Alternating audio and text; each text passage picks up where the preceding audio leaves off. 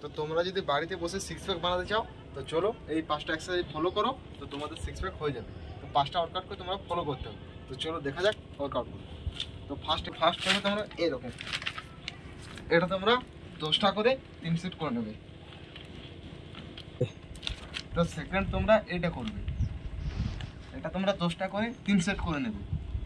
কিছুটা এইভাবে পারফরমেন্স করবে, বডিটা একটু পেছন দিকে ঝুঁকে রাখবে, এরকম পারফরমেন্স করবে।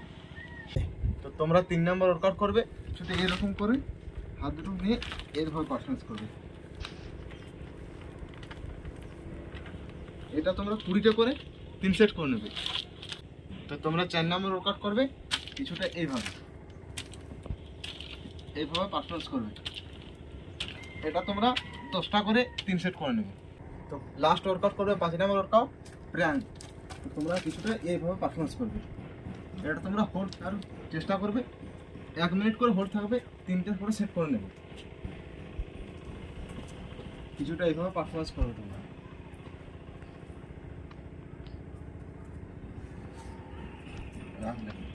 তো এই 5টা ওয়ার্কআউট তোমরা ডায়েটে ফলো করো, তো তোমরা খুব তাড়াতাড়ি রেজাল্ট পেয়ে যাবে। তো চলো দেখা হচ্ছে নেক্সট ভিডিওতে।